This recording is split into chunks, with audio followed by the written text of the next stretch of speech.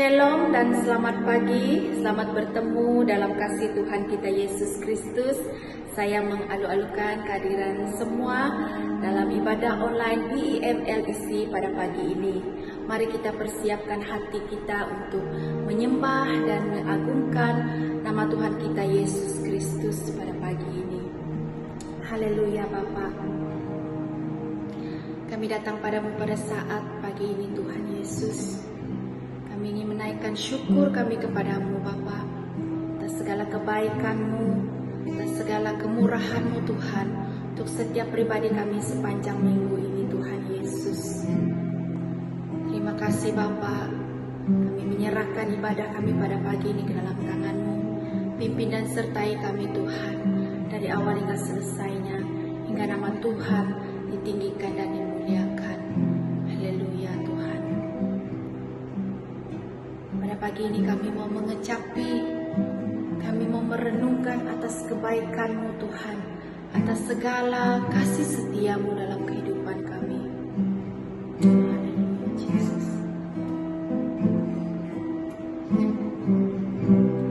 Kecaplah dan lihatlah betapa baiknya Tuhan itu. Rasakan dan nikmati kasih setia Tuhan.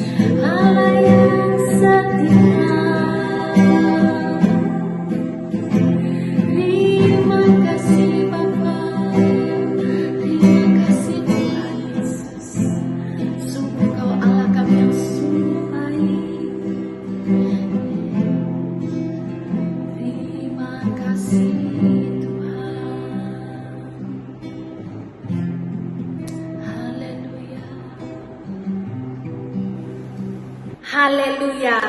Hati kami mau terus bersyukur, jiwa kami mau terus memuji akan kebesaran kasih setiamu Tuhan.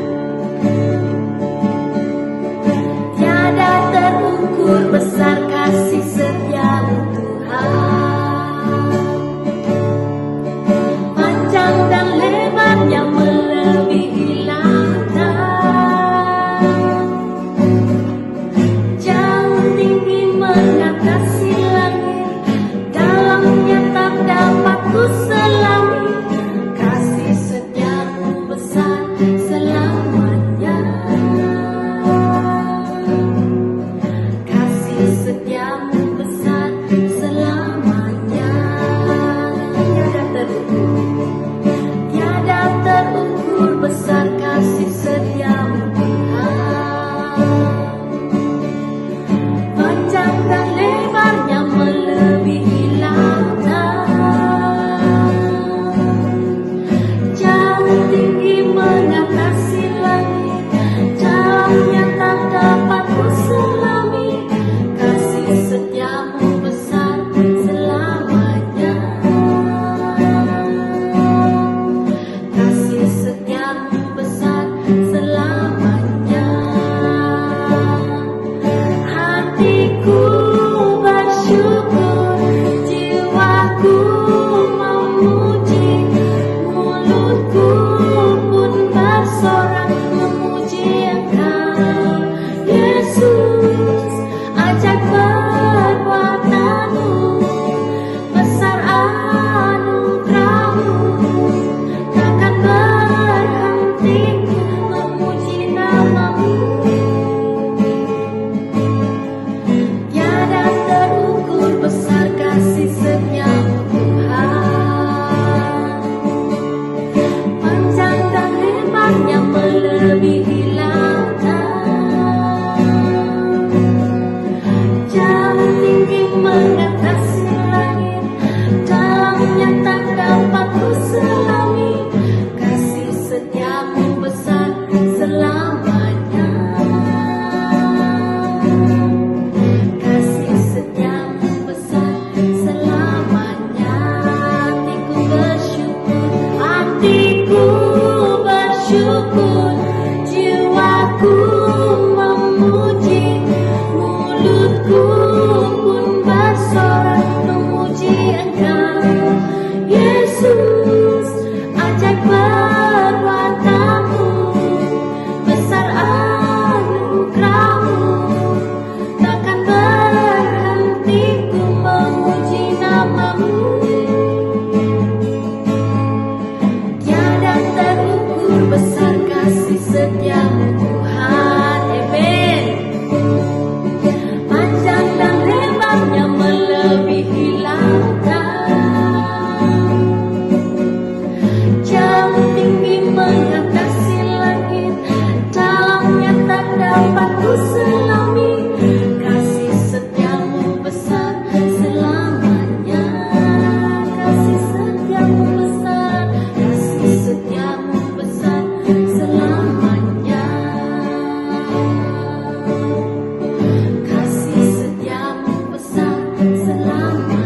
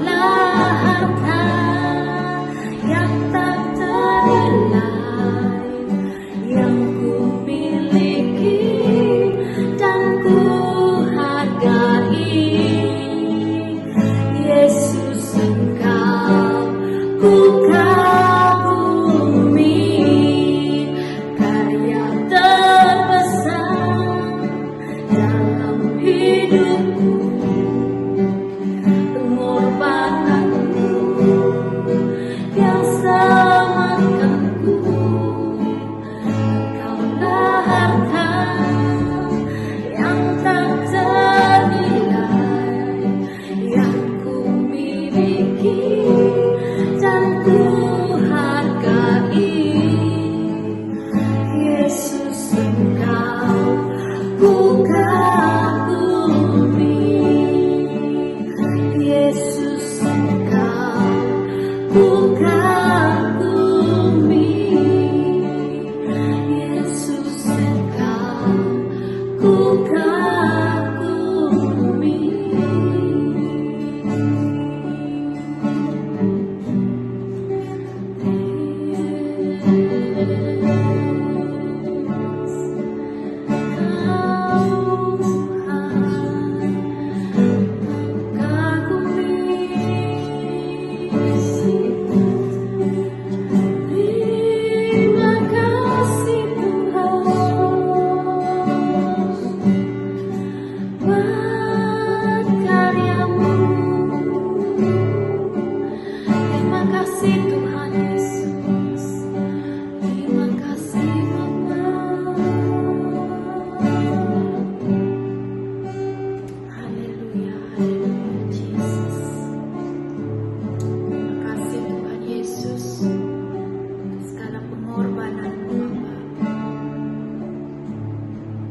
Menyelamatkan kami, menebus kami daripada dosa-dosa kami.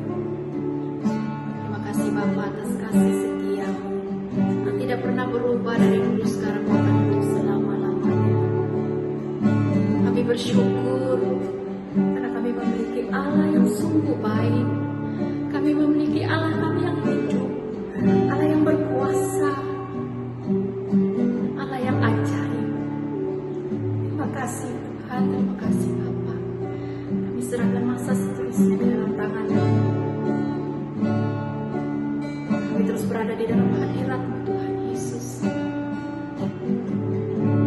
Roh Kudus Tuhan terus bekerja berkarya dalam setiap hati-hati yang hadir pada pagi ini. Kami siap untuk mendengar firman-Mu Tuhan Yesus. Kau sampaikan isi hati-Mu Tuhan melalui hamba-Mu yang pagi ini berbicara Tuhan Yesus. Kami siap untuk mendengar firman-Mu. Terima kasih Bapa.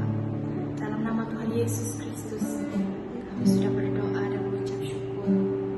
Amin. Salam semua keluarga besar LEC. Apa kabar? Dan saya percaya kita mendapat kekuatan yang datang daripada Tuhan, yang senantiasa mendengar doa kita. Dan kita bersyukur disebabkan kasih setia Tuhan yang senantiasa menguatkan kita, memampukan kita untuk mengharungi setiap hari-hari yang telah kita lalui dengan kekuatan penyertaan kuasa Roh Kudus, sehingga kita senantiasa hidup dalam kebaikan Tuhan, mengalami kekuatan yang datang daripada pekerjaan kuasa Tuhan Yesus sendiri. Dan pada hari ini kita akan berkongsi kebenaran firman Tuhan. Dan sebelum itu kita datang kepada Tuhan di dalam doa, dan kita mengucap syukur atas kebaikan pertolongan Tuhan yang senantiasa memampukan pribadi kita, keluarga kita, gereja kita LEC terus dalam kekuatan pimpinan Tuhan yang senantiasa memberi kita kemampuan di dalam mengharungi setiap cabaran dalam kehidupan kita. Mari kita berdoa. Bapa, terima kasih pada hari ini kami naikkan syukur karena Engkau Tuhan yang senantiasa mendengar setiap seruan anak-anak Tuhan. Semua orang percaya yang bersandar sepenuhnya kepada Tuhan dan meletakkan kepercayaan mereka kepada Engkau, Engkau akan bertindak melakukan sesuatu di luar daripada pikiran kami. Tuhan Yesus, pada saat ini sebelumnya hamba-Mu mengongsikan kebenaran firman Tuhan bagi gereja LEC. Bapa, hamba-Mu percaya penyertaan kuasa Roh Kudus yang mendahului setiap firman-Mu yang akan hamba-Mu kongsikan. Biarlah setiap jemaat yang mendengar, mengerti, menerima, memahami disebabkan kuasa Tuhan yang mendahului semuanya melalui pendengaran kebenaran firman-Mu ini. Bapa, terima kasih hamba-Mu naikkan syukur. Engkau telah memelihara keluarga besar jemaat LEC dalam kehidupan mereka. Engkau telah memberi mereka kekuatan dan melihat keyakinan, kepercayaan mereka kepada Engkau. bahwa Engkau adalah Tuhan yang senantiasa memampukan mereka, mengangkat mereka lebih kuat lagi setiap hari dan setiap waktu. Bapa, terima kasih kecukupan makan minum kami oleh karena berkat anugerah-Mu, sehingga kami menggunakan nafas kami senantiasa untuk memuliakan nama Engkau. Sebentar hamba-Mu akan mengongsikan kebenaran firman-Mu. Layakkanlah hamba-Mu ya Tuhan, kuduskanlah firman-Mu, supaya setiap pribadi yang mendengar akan diberkati, disebabkan kami percaya dan sangat percaya dan yakin kepada Tuhan yang memberi kami kekuatan, kemampuan dalam kehidupan kami. Terpujilah Tuhan. Kami peralaskan doa ini hanya di dalam nama Tuhan kami Yesus Kristus kami sudah berdoa. Amin. Dan pada hari ini kita akan belajar kebenaran firman Tuhan yang saya bawa di dalam Injil Yohanes 1 ayat 6 sampai yang ke-8. Teks firman Tuhan yang saya kongsikan yaitu Injil Yohanes 1 ayat 6 sampai yang ke-8 yang berkata demikian. Datanglah seorang yang diutus Allah, namanya Yohanes. Ia datang sebagai saksi untuk memberi kesaksian tentang terang itu, supaya oleh dia semua orang menjadi percaya. Ia bukan terang itu, tetapi ia harus memberi kesaksian tentang terang itu. Dan kita pelajari tentang firman Tuhan ini yang dalam Yohanes 1 ayat 6 sampai 8, di mana Allah mengutus pribadi Yohanes untuk menjadi saksi, memberi kesaksian tentang terang di dalam kehidupan dunia ini. Dan saya akan membawa satu tema untuk kita pelajari pada hari ini melalui teks Yohanes 1 ayat 6 sampai 8, yaitu berkat dari percaya. Berkat dari percaya, tema yang saya kongsikan untuk kita. Saya percaya di dalam kehidupan kita pasti kita memiliki iman. Maka iman itu membawa kita percaya. Melalui kepercayaan kita akan melalui berkat, bermula daripada kepercayaan kita kepada Tuhan kita Yesus Kristus. Dan kita pelajari firman Tuhan ini, di mana Rasul Yohanes mau supaya setiap orang percaya kepada Yesus menerima kehidupan yang kekal. Di mana Yohanes Pembaptis yang memberikan kesaksian yang mulia tentang Yesus Kristus. Perkara ini yang perlu kita pelajari. Nama Yohanes yang berarti penuh belas kasihan, baik hati, tindakannya tegas, keras, namun hatinya penuh dengan kebaikan. Ini pribadi, nama daripada arti Yohanes. Yohanes adalah seorang yang diutus oleh Allah. Melalui teks firman Tuhan ini, datanglah seorang yang diutus oleh Allah, yaitu Yohanes, memberi kesaksian tentang terang, yaitu Yesus Kristus. Yohanes datang sebagai saksi, saksi mata. Yohanes datang untuk memberikan kesaksian tentang terang itu. Dan tujuan kesaksian Yohanes supaya semua orang menjadi percaya kepada Kristus. Itu tujuannya. Dia diutus oleh Allah menyampaikan tentang terang, yaitu Yesus Kristus. Dalam firman Tuhan ini berkata, Yohanes bukan terang itu yang dinantikan dan dijanjikan, melainkan hanya diutus untuk memberikan kesaksian tentang terang yang besar dan berkuasa itu. Kristuslah terang yang sesungguhnya. Nah, perkara ini yang kita perlu pelajari, berkat dari percaya.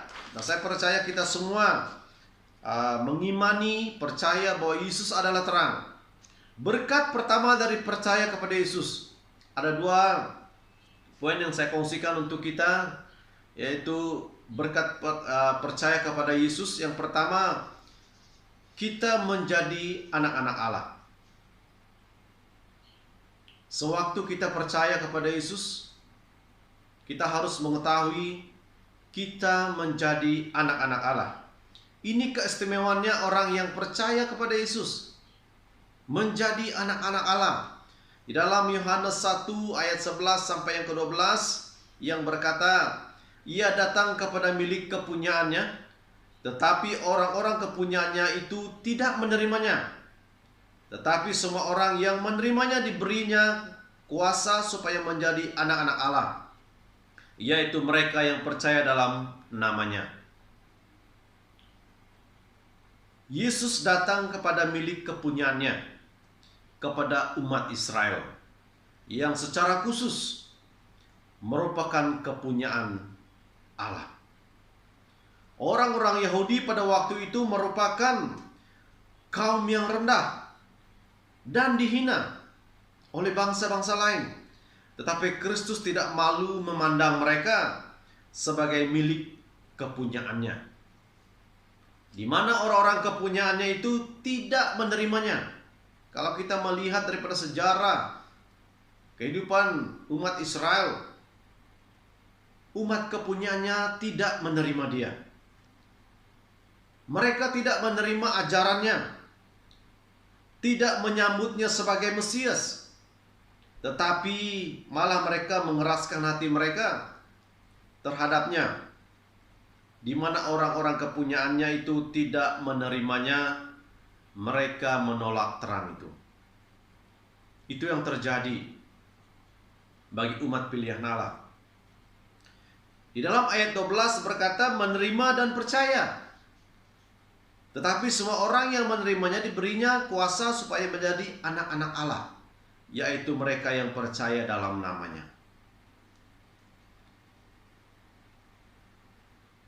Orang hanya berhak menjadi anak-anak Allah apabila mereka percaya dalam nama Yesus Kristus. Jemaat yang Tuhan Yesus kasihi, bila seseorang menerima Kristus Yesus, maka ia dilahirkan kembali dan menjadi anak Allah. Sewaktu kita menerima Kristus Yesus di dalam kehidupan kita, maka pribadi itu mengalami satu kekuatan yang baru disebabkan kita dilahirkan kembali dan menjadi anak Allah. Menjadi anak Allah diberinya hak untuk menjadi anak-anak Allah. Mereka menerima dan mereka diberi hak, diberi kuasa oleh Allah. Mereka diberinya hak untuk menjadi anak-anak Allah. Pribadi yang menerima Yesus Kristus sebagai Tuhan, mereka menerima hak dengan kedudukan baru yang dianugerahkan kepada mereka. Setiap orang yang percaya dalam nama Yesus disamakan dengan menerimanya di dalam kehidupan. Dan sebagai anak-anak Allah kita berhak menerima hal-hal ini yang perlu kita ketahui di dalam firman Tuhan di dalam Matius 7 ayat 7. Berhak meminta.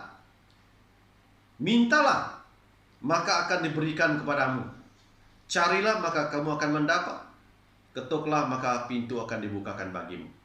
Keistimewaan bagi anak-anak Allah yang percaya kepada Yesus Kristus, sewaktu kita meminta, maka diberikan kepada kita.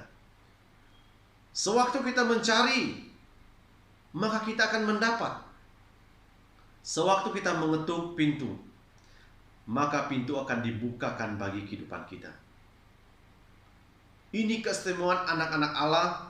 Kita berhak menerima janji-janji Allah yang di dalam Matius 7 ayat 7. Betapa baik, betapa agungnya Tuhan memberi yang terbaik bagi hak anak-anak Allah. Disebabkan kita percaya, maka kita akan menerima hak yang dijanjikan Allah. Setiap yang kita minta diberinya, setiap yang kita cari, kita akan mendapat. Sewaktu kita mengetuk pintu di dalam doa kita, maka pintu akan dibukakan bagi kita. Ayat ini berbicara mengenai doa sebagai suatu kewajiban yang diperintahkan di dalam kehidupan orang percaya. apabila dilakukan dengan benar, akan mendatangkan upah bagi setiap pribadi yang percaya kepada Yesus Kristus. Di mana jaminan Kristus bahwa mereka yang meminta akan menerima apa yang mereka minta. Tetapi perkara itu dilandaskan pada mencari dahulu kerajaan Allah yang terdapat dalam Matius 6 ayat 33. Nah, perlu kita ketahui rencana Tuhan di dalam kehidupan kita. Sewaktu kita percaya kepada Yesus Kristus, menjadi pengikut Kristus, kita menempatkan terdahulu kerajaan Allah dan kebenarannya dari segala hal-hal lain. Memang kita memerlukan perkara-perkara yang kita perlu di dunia ini, tapi menjadi anak-anak Allah yang percaya kepada Kristus, kita menempatkan terdahulu kerajaan Allah di dalam kehidupan kita. Pada saat kita fokus untuk melakukan kehendak-Nya, Dia pasti mencukupkan apa yang kita perlukan. Ini yang dimaksudkan apabila kita mendahulukan kerajaan Allah. Pasti Dia mencukupkan apa yang kita perlukan di dalam kehidupan kita. Sebagai anak Allah, kita berhak mendapat pemeliharaan. Sebagai anak Allah, kita berhak mendapat pemeliharaan yang terdapat dalam Matius 6 ayat 26. Pandanglah burung-burung di langit yang tidak menabur dan tidak menuai dan tidak mengumpulkan bekal dalam lumbung, namun diberi makan oleh Bapamu yang di sorga. Bukankah kamu jauh melebihi burung-burung itu? Ayat ini berbicara tentang kekhawatiran. Orang yang tidak mengenal Kristus Yesus dilumpuhkan dengan kekhawatiran. Saya ulang sekali lagi. Orang yang tidak mengenal Kristus Yesus dilumpuhkan dengan kekhawatiran. Kekhawatiran dalam kehidupan, semua orang memerlukan keperluan. Jika kita tidak mengutamakan Kristus di dalam kehidupan kita, mana mungkin kita mendapat pemeliharaan Tuhan.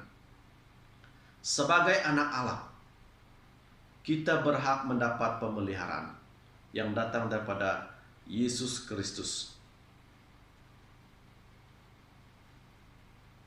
Orang yang tidak mengenal Kristus Yesus dilumpuhkan dengan kekhawatiran. Karena kekhawatiran akan masa depan, keluarga, dan anak-anaknya. Ini yang melumpuhkan kehidupan orang di luar Kristus. Di mana banyak orang tercekam kekhawatiran karena mereka menghadapi masa depan yang tidak pasti.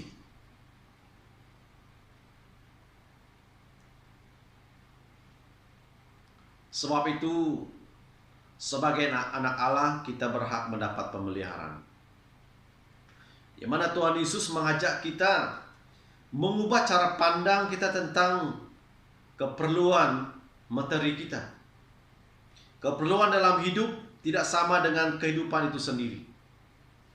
Yang kita perlukan cari yaitu kehidupan yang datang daripada Yesus Kristus.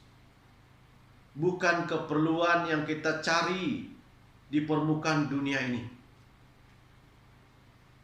Tetapi yang kita cari itu keperluan dalam hidup. Bukan makanan, bukan pakaian, bukan tempat tinggal. Dan harta adalah penunjang keperluan manusia. Memang harta itu penunjang bagi keperluan manusia. Tetapi bukan perkara itu yang Tuhan ingin kita alami. Tapi keperluan dalam hidup rohani kita, iman percaya kita, itulah yang akan dijanjikan Tuhan memberi pemeliharaannya di saat kita mengutamakan Tuhan. bukan mengutamakan keperluan-keperluan di dunia ini.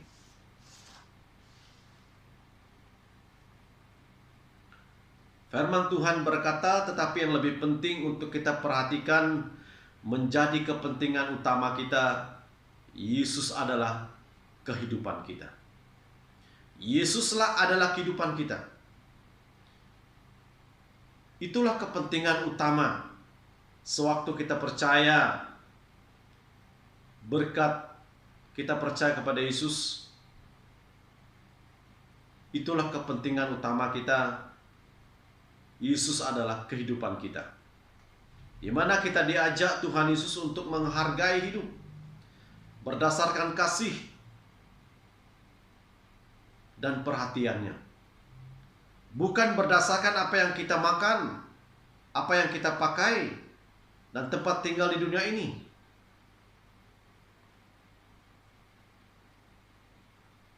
Karena itu Bapak Ibu yang Tuhan Yesus kasihi, betapa bersukacitanya orang Kristen, sebab ia tidak perlu khawatir tentang apapun kecuali hidup untuk menyenangkan Allah. Apakah selama ini kita berpikir Tuhan itu hartaku, atau hartaku menjadi Tuhanku? Firman Tuhan mengajar kita, berkat dalam kehidupan kita percaya kepada Yesus, itulah yang terpenting. Yesus adalah kehidupan kita, yang kita utamakan dalam kehidupan kita. Dan poin yang kedua, berkat kedua dari percaya Yesus Kristus adalah terlepas dari kematian yang kedua. Berkat yang kedua dari percaya kepada Yesus Kristus adalah terlepas dari kematian yang kedua. Yang pertama, kita menjadi anak-anak Allah. Dan yang kedua, terlepas dari kematian yang kedua. Di dalam Roma 6 ayat 23, sebab upah dosa ialah maut, tetapi karunia Allah ialah hidup yang kekal dalam Kristus Yesus Tuhan kita. Semua manusia harus mati. Harus kita sadari. Berkat yang kedua dari percaya kepada Yesus adalah terlepas dari kematian yang kedua. Yang pertama, kita menjadi anak-anak Allah. Yang kedua, kita terlepas dari kematian yang kedua. Karena di dalam Roma 6 ayat 23, sebab upah dosa ialah maut. Dosa ialah maut, tetapi karunia Allah ialah hidup yang kekal. Di mana Rasul Paulus berkata, kalau kita menyerahkan anggota-anggota tubuh kita menjadi budak kecemaran, maka dosa menjadi tuan kita dan memberikan upah maut kepada kita. Ini yang dikatakan oleh Rasul Paulus sendiri. Tetapi karunia Allah ialah hidup kekal, yang terdapat dalam Roma 1 ayat 17, orang benar akan hidup oleh iman.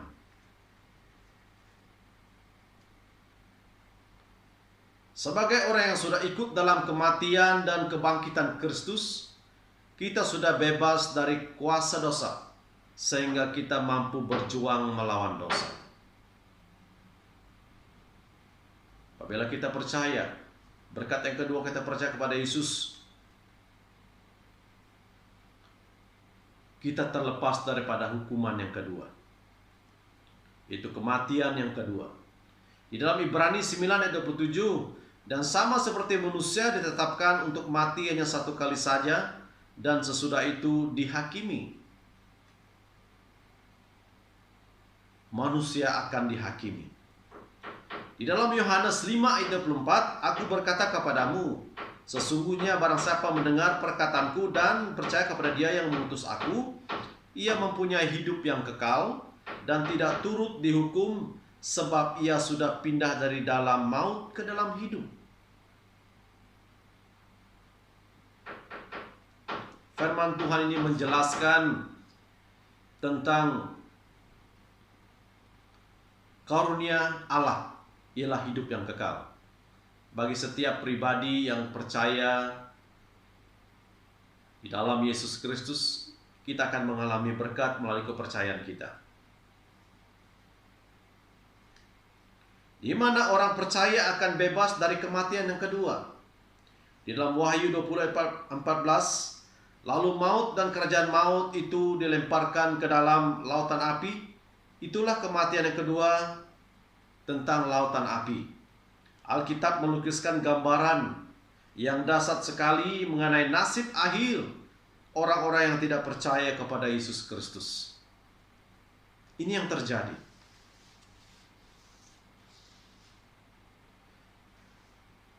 Jemaat yang Tuhan Yesus kasihi, gambaran ini berbicara tentang penderitaan, ratap dan keretak gigi, kebinasaan selama-lamanya di dalam api neraka. Sebab itu, kita renungkan firman Tuhan ini berkat dari percaya, dan saya percaya semua kita percaya kepada Yesus Kristus. Jika kita terus percaya kepada Yesus Kristus, peganglah iman kepercayaan kita, maka kita akan menjadi anak-anak Allah. Keistimewaan bagi orang yang percaya kepada Yesus Kristus.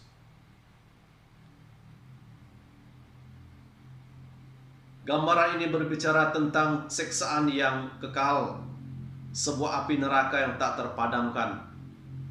Yang harus kita sadari, hanya orang percaya yang sadar nasib orang-orang yang hidup di dalam dosa. Di luar Kristus, orang tidak mengetahui semuanya. Tetapi orang percaya, berkat daripada kita percaya kepada Yesus dan kita sadar nasib orang-orang yang hidup di dalam dosa akan mengalami satu siksaan.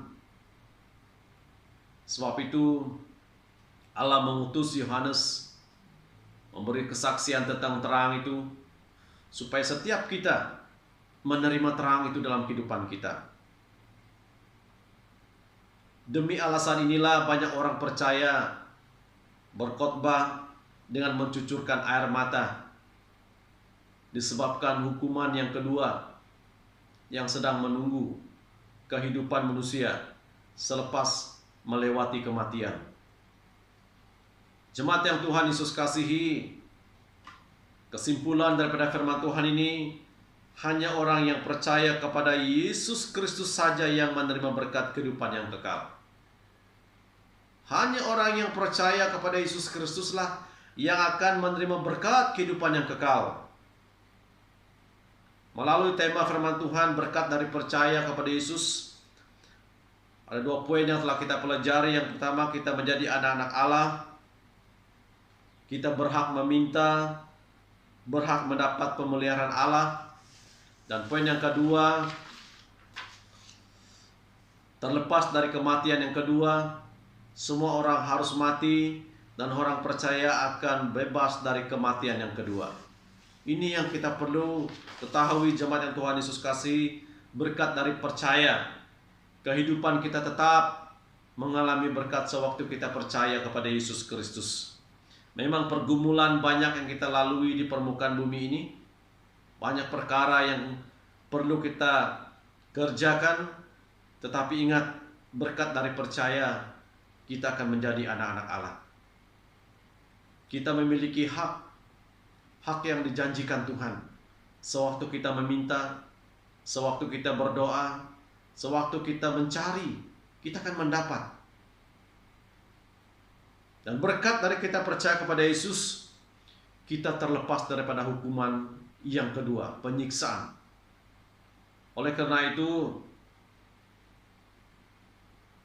waktu kita percaya, kita akan mengalami berkat di dalam kehidupan kita.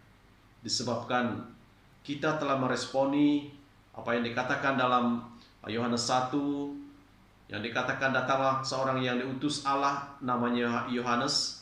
Ia datang sebagai saksi untuk memberikan kesaksian tentang terang itu, supaya oleh dia semua orang menjadi percaya. Ia bukan terang itu, tetapi ia harus memberi kesaksian tentang terang itu. Jika kita telah menerima terang itu, Ingatlah kebenaran firman Tuhan, kita menjadi anak-anak Allah. Jika kita telah menerima terang itu, pasti firman Tuhan berkata, kita akan terlepas daripada hukuman yang kedua. Hukuman penyiksaan bagi semua manusia yang tidak menerima terang itu. Kita renungkan kebenaran firman Tuhan yang bertemakan berkat dari percaya. Dan saya percaya semua kita jemaat keluarga besar LIC tetap mengandalkan kepercayaan kita kepada Yesus. Karena kita tahu keistimewaan kita, kemampuan kita yang dijanjikan oleh Tuhan. Berkat dari kita percaya kepada Yesus dalam kehidupan kita. Dan saya percaya biarlah firman Tuhan ini memberkati kita semua, memberkati keluarga besar kita LIC, dan melalui kepercayaan kita juga, doa kita dimakbulkan oleh Tuhan, didengar oleh Yesus Kristus sewaktu kita memohon sesuatu kepadanya. Itulah hak keistimewaan kita sebagai orang percaya. Biarlah kebenaran firman Tuhan ini mengokohkan iman percaya kita, tetap percaya kepada Yesus, tetap percaya kepada pekerjaan Roh Kudus, maka kita akan mengalami hak yang telah Tuhan janjikan bagi kehidupan kita. Kebenaran firman Tuhan yang saya kongsikan untuk kita sampai di sini. Tuhan memberkati kita semua. Tuhan memelihara keluarga besar kita LIC, memelihara gereja kita, keluarga kita, supaya kita tetap percaya, mengalami berkat daripada kita percaya kepada Yesus Kristus. Dan pujilah Tuhan, firman Tuhan sampai di sini. Tuhan memberkati kita semua. Haleluya.